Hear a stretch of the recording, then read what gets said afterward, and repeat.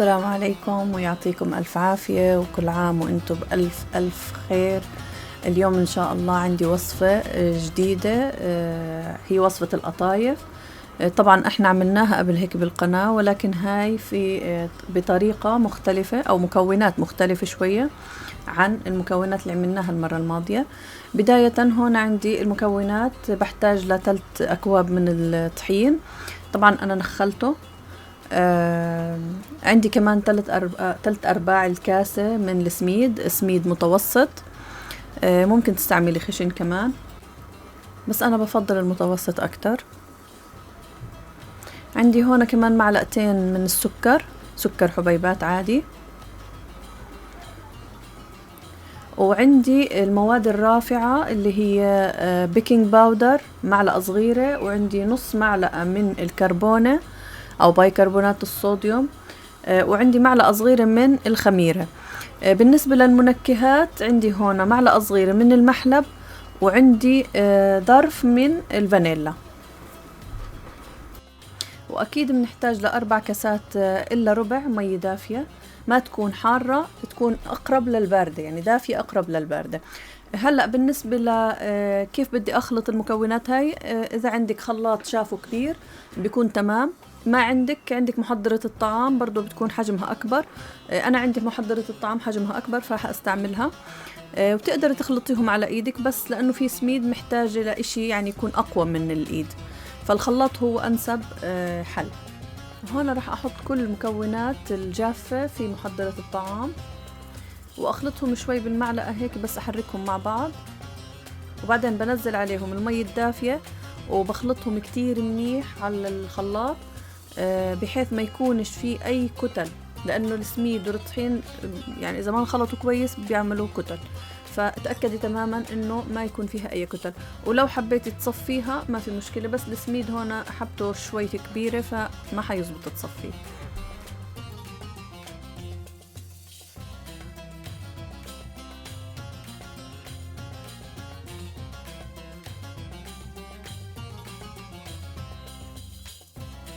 طبعا صبايا نسيت اقولكم انه القطر تبع القطايف هو قطر بارد وتقيل اللي بدنا اياه.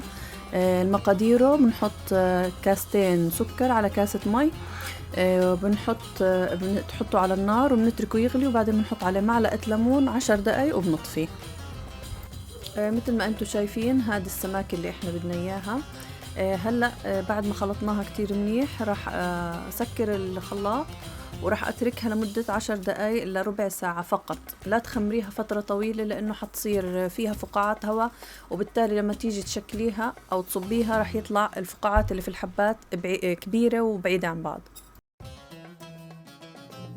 صبايا بالنسبة لصب القطايف في ماكينات خاصة لصب القطايف، واللي ما عندها طبعا ممكن تستعمل اي اشي عندها. ممكن تستعمل الكفكير، ممكن تستعمل يعني عندها كفكير من البيت تستعمله في الصب، او مثلا انا عندي هذه انا تكلمت عليها بالفيديو السابق. سهلة جدا في صب القطايف ورخيصة وموجودة في كل بيت، جدا سهلة. يعني اللي ما بيقدر يجيب ماكينة لا، عنده هذه سهلة وسريعة وخفيفة ورخيصة. طبعا صبايا هلأ بدنا نصب القطايف. طبعا نحتاج لقلاية أو صاج أو أي شيء عندك، بس يبقى قاعدته سميكة وما بلزق كمان. بنحطه على نار متوسطة لمدة مثلا نقول 7 دقايق هيك علشان يحمى. وبعدين بنبلش نصب. أنا هون راح أصب عصافيري وراح أصب عادي. شوفوا كيف صبايا هلأ أنا صبيت، وشوفوا كيف بلشت العجينة تنشف شوي شوي. طبعا ما شاء الله العجينة جدا يعني رائعة وناجحة بشكل مش طبيعي. هاي الوصفة صبايا من أفضل وأحب الوصفات اللي بنحبها هون بالبيت وبنحب ناكلها. طبعا الوصفات الطحين لحال أنا ما بحبها كتير، ما بفضلها. بحب يدخل السميد في العجينة، بيعطي نكهة أكتر وبيعطي قرمشة أكتر.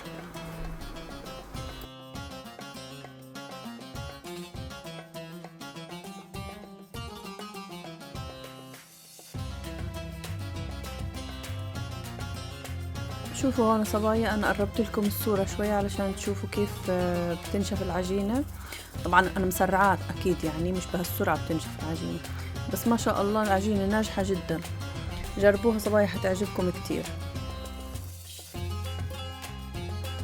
لاحظوا صبايا كيف الفقاعات اللي في الحبات كيف صغيرة، هذا لأنه إحنا ما خمرناها فترة طويلة فما دخل هوا كتير في العجينة. كمان أنا بفضل تحطي نوعين من التخمير اللي هو البيكنج باودر عفوا الخميرة، بيعطي تخمير أفضل ونتيجة أحسن.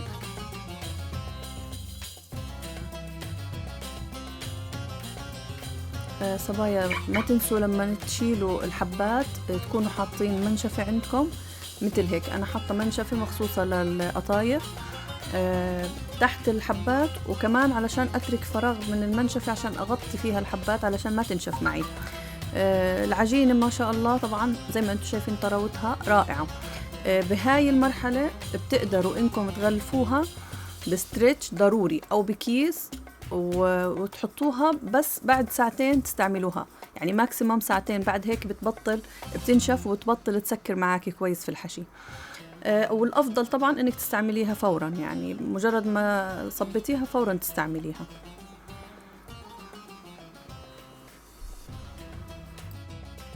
بالنسبة لحجم الحبات طبعا راجع إلك. أنا بالنسبة إلي هذا حبات العصافيري مناسبة جدا، بتحبي تصغريها أكتر زي ما بدك، هذا ذوق شخصي إلك يعني.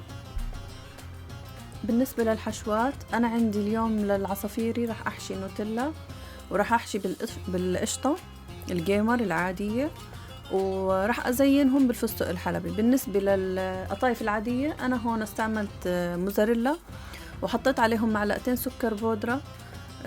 طبعا الموزاريلا لازم تكون مش مملحة، اتأكدوا تماما من هذا الاشي.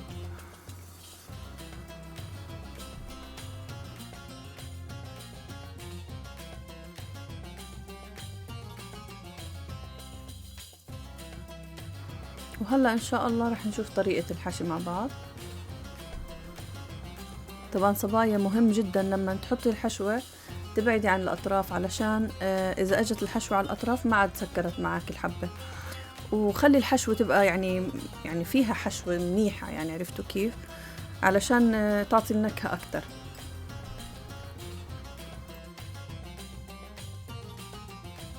طبعا صبايا اكبسوا على الأطراف كويس وحاولوا ترجعوا عليها مرتين علشان ما تفتح معاكي بالقلي.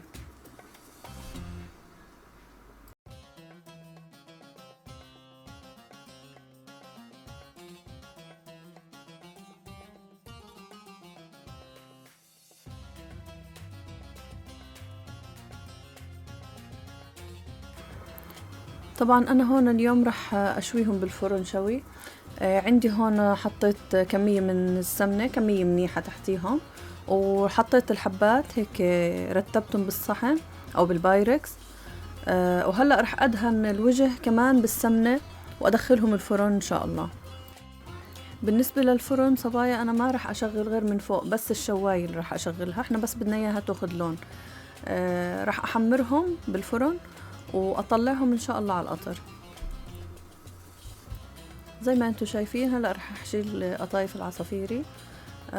طبعا أنا بالنسبة إلي بفضل وبحب نكهة أكتر القشطة من النوتيلا، لكن طبعا بناء على رغبة أولادي حبيت أعمل لهم النوتيلا لأنهم بيحبوها. سواء النوتيلا أو القشطة بصراحة كتير كتير طيبة طلعت، ونكهة المحلب في العجينة معطياها نكهة يعني أكتر من رائعة.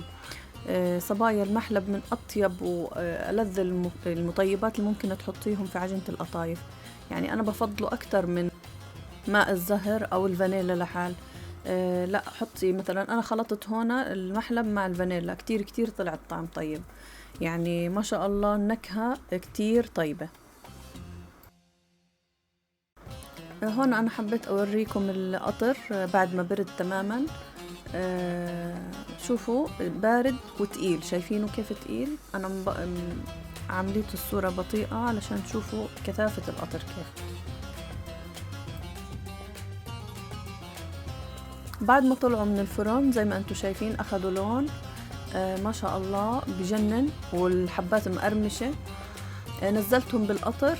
هلأ بالنسبة للقطر صبايا اللي بتحب يكون حلاوتهم بزيادة، تتركيهم مثلا 5 دقايق أو دقيقتين 3 دقايق حسب ما انتي بدك الحلاوة تكون. بس أنا بتوقع يعني دقيقة أكتر شي، لأنه بتعطي هيك، لأنه القطر تقيل شوي، فحيكون كمان الحلاوة زيادة حتكون، فبتهيألي هيك كويس يعني. جربيها وشوفي انتي، يعني الإنسان سبحان الله بيجرب أكتر من طريقة وعدة مرات لبين ما يتوصل للنتيجة المرضية بالنسبة له. أنا بالنسبة إلي بس تقليبتين 3 في القطر، وإحنا هيك في البيت بنحبه. لو بتحبي زيادة زي ما قلنا فيكي تتركي أكتر في القطر.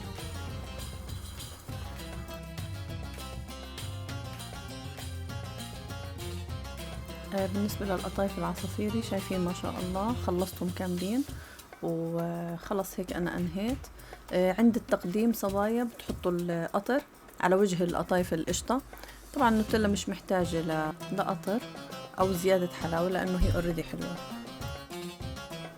وبهيك أنا بكون أنهيت وصفتي، إن شاء الله تكون عجبتكم، وإن شاء الله أكون شرحت بشكل وافي. والسلام عليكم ورحمة الله وبركاته.